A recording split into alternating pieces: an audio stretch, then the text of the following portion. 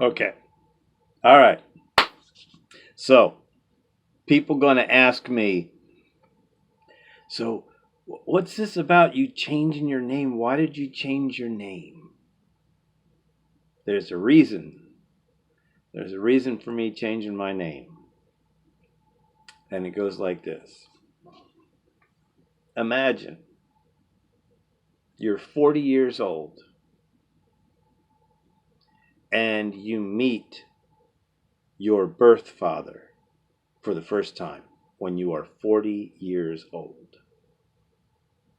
That's pretty wild. That is the reason for changing my name, to force me to tell you this story. Let's see if I can try to be brief. It's an amazing story. All right. When I was 25 years old, my mother saw that I was going through a bunch of relationship stresses. And she broke down in tears when I was 25 years old. I was living in New York City. I came home to South Jersey. She broke down in tears and she told me this whole story. My mother was a student at Duke College of Nursing when she got pregnant with me. And her story included telling me the shocking truth that she had been with over 120 different guys before she got pregnant with me at 22 years old.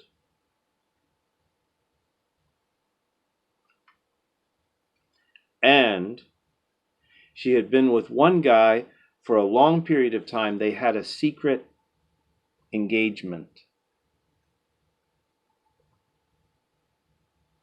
But he split from her. He told her, I can't get married. I'm taking a job where I've got to be single on the college campus as a dorm monitor. We can't get married when you pass your nursing boards like we promised we were going to do. We can't do this. My mom was just busted up. She was trying to pass her nursing board. She was under a whole lot of stress. And this split up put her in a very emotionally needy and sketchy situation. And there were some other comfort relationships, and she got pregnant.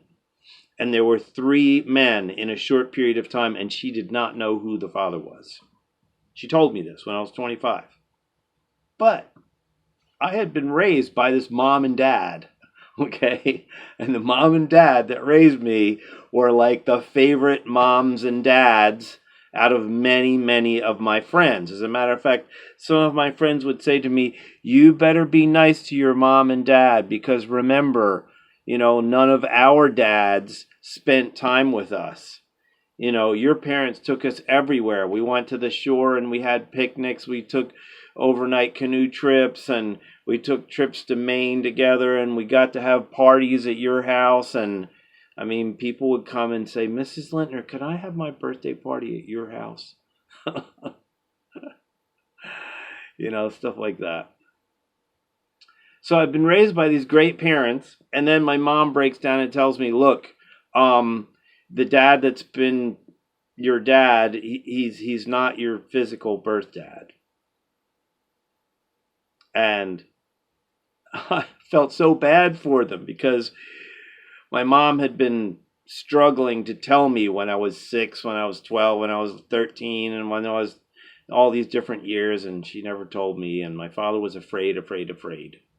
He was a nice guy, child psychologist, kindergarten to 8th grade. But he was afraid of how I might respond. He didn't know how a kid would react to finding out that daddy isn't real daddy. And he said to me, what do you think about me now? I'm like, what? You're the famous dad that everybody loves. Are you kidding? So, all right. So that was when I was 25. Then when I was 37 years old, many years later, whatever, 12, 15 years later, 37 years old, I have this bizarre, scary, weird, what I call a crash in. I read a treatise that basically says it seems like there's only one human being in all real history that has had hundreds of predictions set in writings, the Hebrew writings, hundreds of 200 to 300 predictions set in writings across 1,000 years, written by 40 different people that didn't know each other, all coming true in one person, like 800 to 1,000 years later. And the pure, strange miracle of this whole thing is the Dead Sea Scrolls discovery proves that the Tanakh, the Hebrew scriptures, have never been tampered with, because there are copies in the Dead Sea Scrolls. They don't even have to do carbon dating. They can actually tell the age, the way the serif of the writing goes. There are copies of Hebrew scriptures that are as much as 250 years older than the age of Jesus of Nazareth. That's wild. So you got this unchanged Hebrew book with these predictions. Then the other point of argument is like, well, okay, you got this New Testament that's written in the Greek language, but this stuff was written 30, 50 years after the guy was gone. How could this possibly be something that you could trust? But the one thing that people don't put on the table when they're arguing about the Bible was made by man is, what about all these predictions? And then what about the strange reality that the Koine Greek New Testament went to India? See, some people say, oh, well, the New Testament was modified by Constantine and the Roman Empire and by King James and the Empire, and you can't trust in it, etc., etc. But wait a minute. I mean, and this is just logic for me. The Koine Greek New Testament went to India, and India was never under the Roman Empire. And there are extant copies of the Koine Greek New Testament in India, and then the Koine Greek New Testament is the most duplicated book ever found before the printing press. Before the printing press. As they look around the world in world writings, Plato and Socrates are important studies in universities. There are like 3 copies that they've found of Socrates, and they're mostly fragments. I think there's 1 whole copy. And then there's like 5 copies of Plato. Again, most of them are fragments, and there's maybe 1 whole copy. And that's before the printing press. After the printing press, Plato and Socrates can be printed and sent around. But before the printing press, there's only 3 copies of Socrates, 5 copies of Plato. But how many copies are there of this Koine Greek New Testament?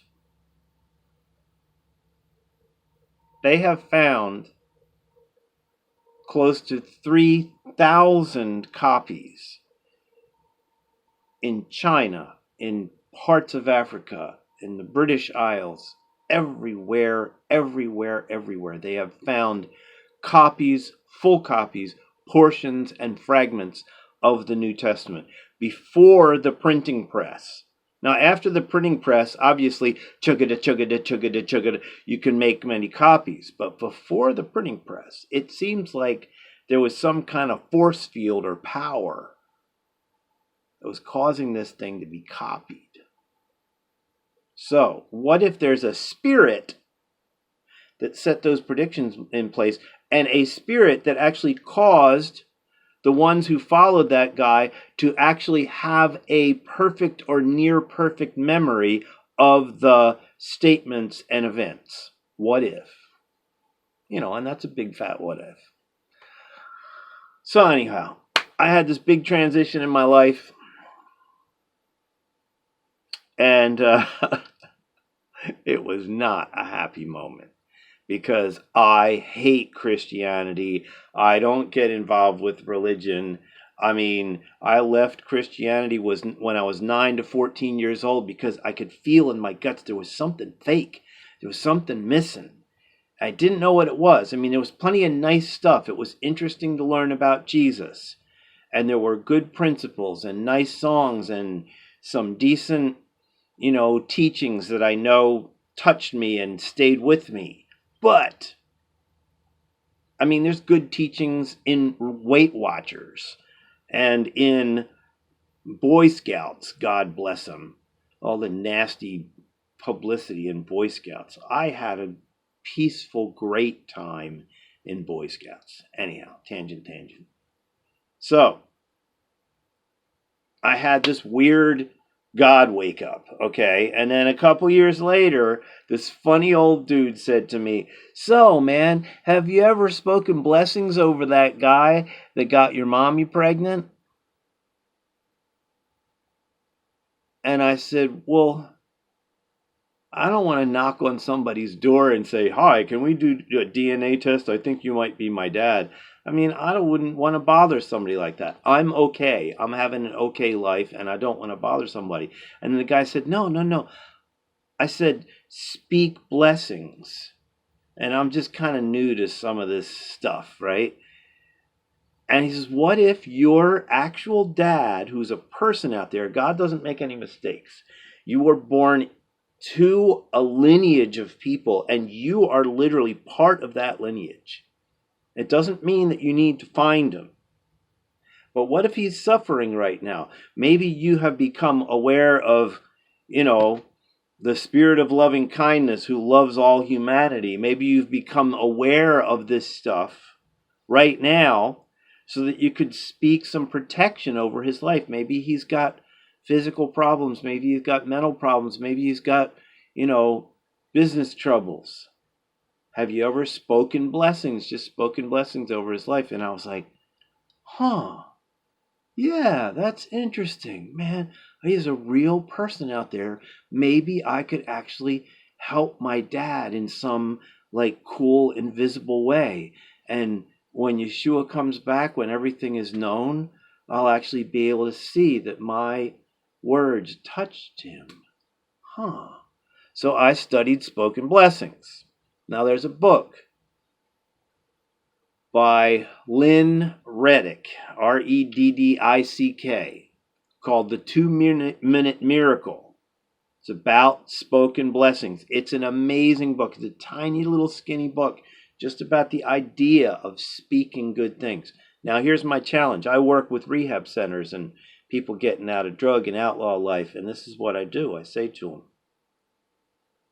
make a list of the people that bug you the most and the people that you feel like, kind of hate you the most. Make your trouble list. Make a list of people that you feel troubled about. And then do this speaking blessing thing. May they never have a flat tire on the interstate in the pouring rain. May their favorite food always be in good supply. If they have children, may their children be wise and successful. May their worst enemies turn around and become their best business partners and good friends and supportive. If their bones are in the grave, may they be happy bones. And stuff like that. Just speak blessings over the ones that are your trouble list and over those who are in authority to you, including the chief of police and the whatever, sheriff's office and teachers and whoever is, your boss, your parents. Regardless of how much anybody bugs you, speak blessings over those in authority. So, now, I took a walk on the beach, I spoke blessings, and I got this feeling. As I'm walking, imagine walking down the beach and literally all of a sudden, you get physically taller. I literally felt like my eyes were farther away from the ground than they had been when I started. I felt taller. I was looking down like, why do I feel like I'm taller? This is weird. And in retrospect, I realized this was the first time that I addressed my father as a real person. This is the first time words came out of my mouth that were like, may my dad get good stuff today, now.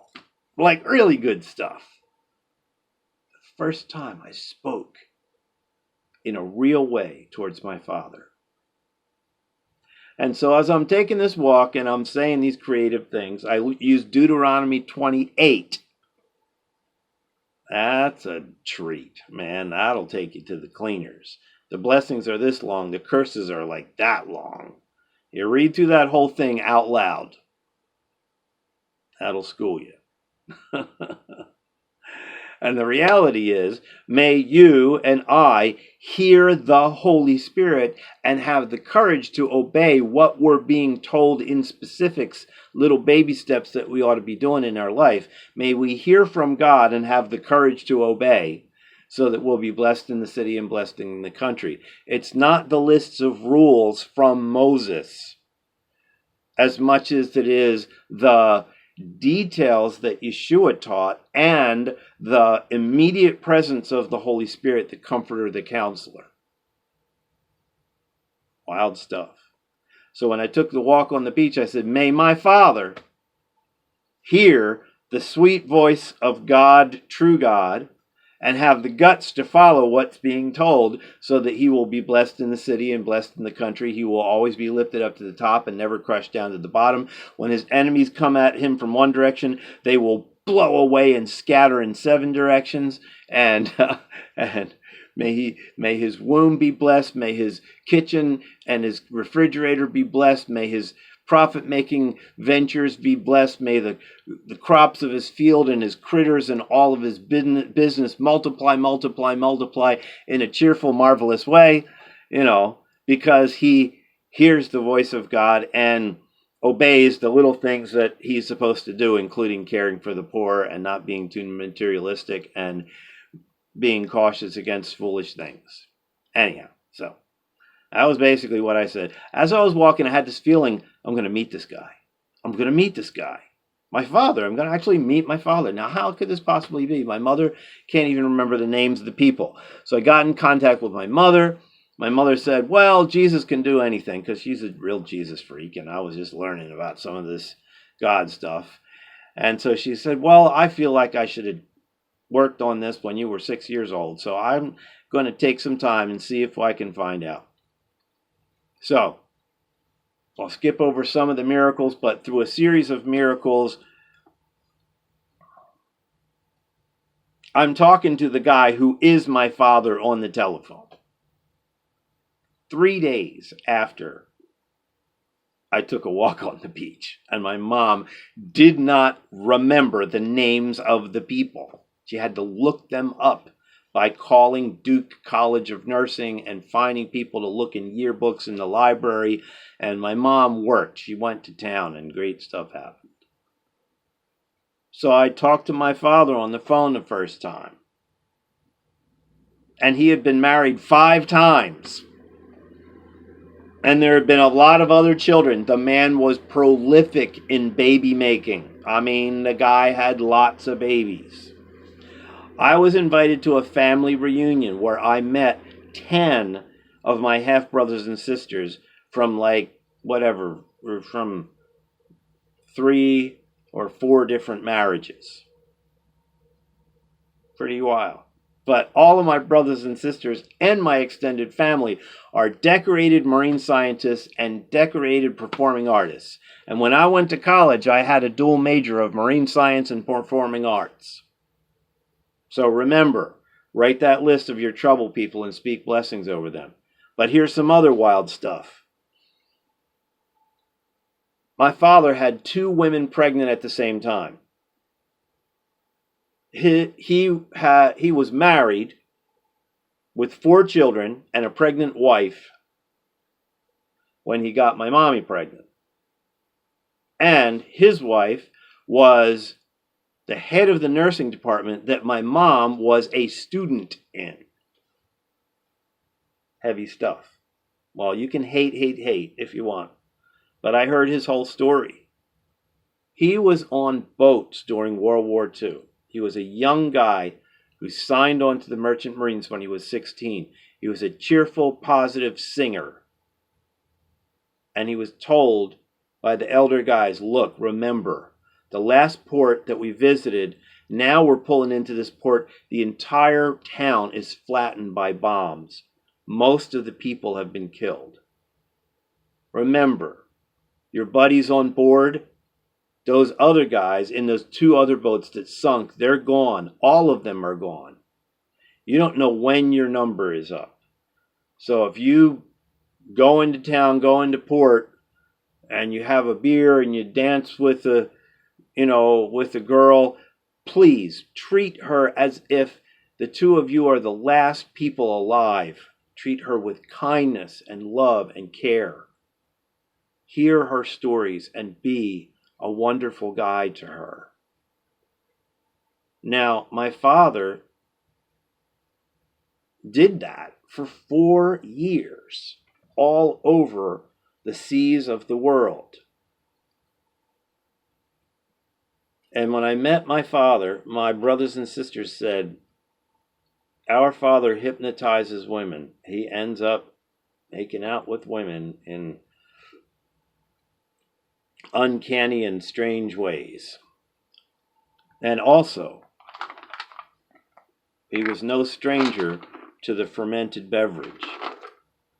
And I am fully convinced that there was a spirit of very kind and cheerful promiscuity over that man, and a spirit of very kind and cheerful alcohol consumption. The guy could lay out the most complicated economics university classes. He wrote 7 college textbooks on economics and was known as one of the most amazing, challenging, wonderful, toughest teachers that anybody ever bumped into.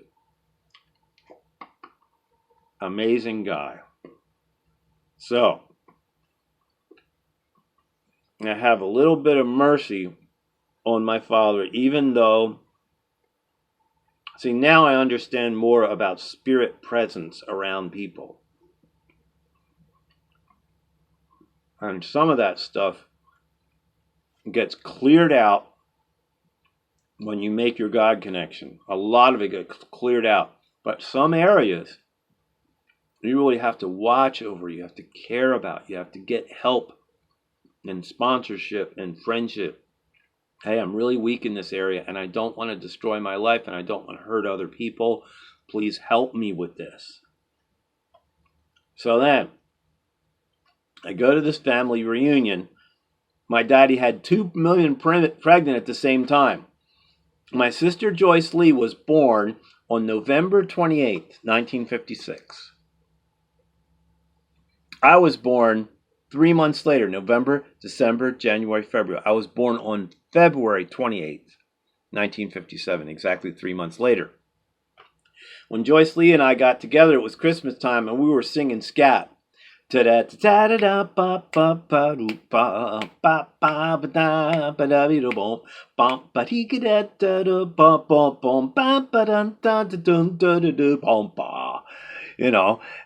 we were doing this duet and scat, and people were like, wow, you guys are amazing. We had never sung together before.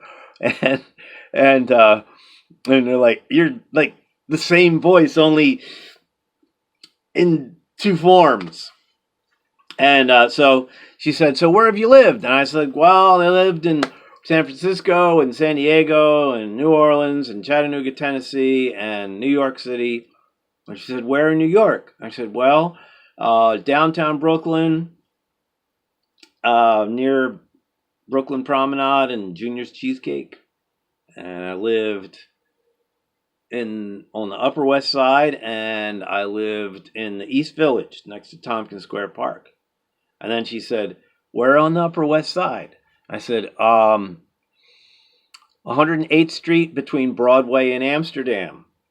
And she said, what side of the street? And I said, the south side of the street on the corner of Amsterdam, facing with a view of St. John the Divine, the cathedral. She said, we lived 3 buildings apart at the same time. I was like, well, what were you doing? She said, well, what were you doing? I said, well, I was in the post-punk rockabilly scene. I mean, I was hanging out at the Lone Star with Robert Gordon and, complex swing dancing, Stray Cats, that kind of stuff. And she's like, oh my gosh. I said, well, what are you doing? She said, I was a Juilliard dropout. I went to Juilliard because of my music abilities, and I hit New York, and I just couldn't cope with college. So she said, I camped out in my practice room and kind of went amok, and I just ran through New York City and did stuff. And I said, did you ever go to the Continental? She said, the Continental. Oh my gosh. So we knew the same people, the same places. We were like, we looked at each other like, I don't remember you. We could have dated. Oh my goodness. So all these miracles happen, and there's more and more and more. My brother Austin plants coral reefs for a living on the island of Fiji. Look up the Coral Gardener on YouTube. Amazing stuff. The guy invented the way of taking clumps of coral, breaking off little pieces, crazy gluing it to a rack, setting it down just underneath of mean low tide, and the coral grows like crazy. He propagates coral and puts growing coral back into coral reefs that have been depleted by bleaching and stuff. And he teaches natives how to do aquaculture. So I changed my name in order to force me to tell this story that I'm telling you. And so what's the name? Then I was born Stephen Daniel Lintner. And I respect the guy that adopted me in the womb. I was adopted. I didn't know I was adopted until I was 25 years old. I was adopted by a German lineage family that had a marvelous German bakery in Camden, New Jersey at the turn of the century, before the World Wars. They were delivering rye breads as far as 70 miles away on the sand roads of South Jersey, to little general stores and all over the place. Cakes and cookies and fine German pastries and breads for 30 or 40 years. From the 1890s all the way into the probably the early 1950s. I was adopted by a German family. Mit den Handen, stamp, stamp, stamp. Mit den Füßen, no, mit den Handen, clap, clap, clap. Mit den Füßen, stamp, stamp, stamp. Learned some little German songs. But my life has been pretty curious. So now my name is David Jeremiah Bowden. Bowden is the last name of my birth father, which I never knew, which was hidden from me for most of my life. And it's a joy to know that name and carry that name. And David and Jeremiah are what you might call spiritual miracle names for me that make me feel like what I am, which is something really special. And I love my given name, but this new name literally forces me to tell this beautiful story and encourage you to go out and speak blessings over your people. And life is sweet and amazing and full of trouble all at the same time. And if you're curious about connecting with the sweet one, Yeshua Adonai, the supernatural visitor, the predicted resurrected one, who can heal his disciples, me included, heal the sick, discern spirits and make them go away, and teach properly about eternal things and how to maintain family peace. My whole life teaching is showing people that the family honesty times with communion in the home has been missing since the time of Constantine and the kings of Europe. All these people running around doing this Jesus information business have forgotten how to handle the family and what to do on the street. You come home for family honesty with people that you're totally open to. And you talk about all the goofy desires that human beings have, all the dumb stuff that we do, that we end up regretting and that we end up hurting people in. And we're this beautiful honesty family. That was literally flushed down the toilet by the kings of Europe because they didn't feel like admitting their pride and their alignment with wars and et cetera, et cetera. Did you know that for the first 300 years of Christianity, it was illegal to have a government position or to have anything to do with capital punishment, defending a border, being connected with big money and greed and control of peoples? You had to renounce all connection with worldly government and just be a simple family that's bringing in children and suffering people and raising them in a way of open-hearted, cleansing conscience and peace. This has been missing my whole life. I have never heard all the greatest teachers, D.L. Moody and Spurgeon and Oswald Chambers and Derek Prince and all the modern people, all the great teachers that I've submitted to and listened to for a long, long time, none of them had said to people repetitively, go home, have honesty times in your home with a cluster of 2 or 3 men and their families. 2 or 3 men and their families and children and a bunch of strong, inspiring singles. The favorite aunties and uncles were not stuck in monasteries. They were blended in with the families. They were the fun people that allowed the married couples to run off and go make out and stay in love with each other and come back refreshed to their kids who are learning songs and wisdom and all kinds of other stuff. I've gotten pictures of the way that it is that have not been taught for ages. And all the supernatural stuff. The surprise language, all that great stuff is all just sitting there waiting to be alive in a family where all the other ones look in. It says that the Romans looked at the disciples and they said, look at how they love on each other and take care of all of one another. There's not a needy person among them. They are all completely okay. And they've got joy in the midst of being hated, persecuted, killed,